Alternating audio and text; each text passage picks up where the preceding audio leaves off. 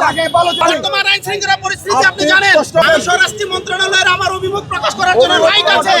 আমার এই দেশেই জন্ম, এই দেশের অধিকার আমার। আমি কি দলের হয়ে আসছি? আগে ভালো ছিলেন কেন বললেন? আমি বলেছি আপনাকে আগে একবারও বলি না আগে ভালো ছিলাম। আগে ভালো ছিলেন, আমি ভালো ছিলাম একবারের জন্য না। ওনার মোবাইলে রেকর্ড আছে, আপনি ভালো আগে আপনি একবারের জন্য নিচে একটু ওবাইদুল নিচে ওবাইদুল নিচে আপনি প্রমাণ করেন আমি আগে ভালো ছিলাম এটা বলেছি। প্রমাণ করেন। আমি কি ফেসবুক দেখাবো আপনাকে? আমি আপনাকে দেখাবো কেন? আমি তো চাইলে পারি আপনাকে আপনি আমার ফেসবুক সার্চ দিয়ে দেখেন।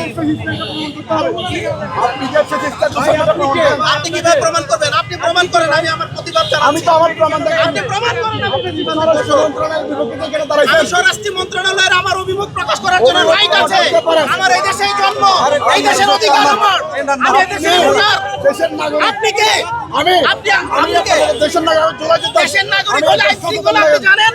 বর্তমান আইন শৃঙ্খলা পরিস্থিতি আপনি জানেন। আমি আইন শৃঙ্খলা পরিস্থিতি নিয়ে উদ্বেগ। আমি আমার উদ্বেগ আগে ভালো ছিলেন কেন বললেন? আমি একবারের জন্য বলি না আগে ভালো ছিলাম। ফ্যাসিস্ট সরকারের আমলে যদি যারা বলে ভালো ছিলাম, তারা ফ্যাসিস্টদের দোষর। আমি ফ্যাসিস্ট করি না।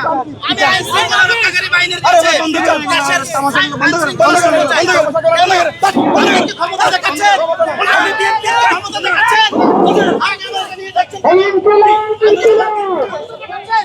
আপনি বিএনপির কি পরিচয় হন?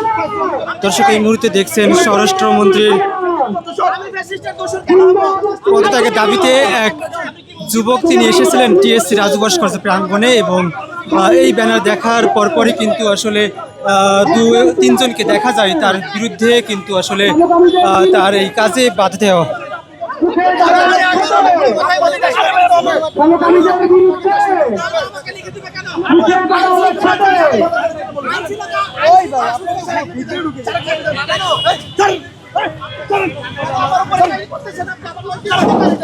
আমার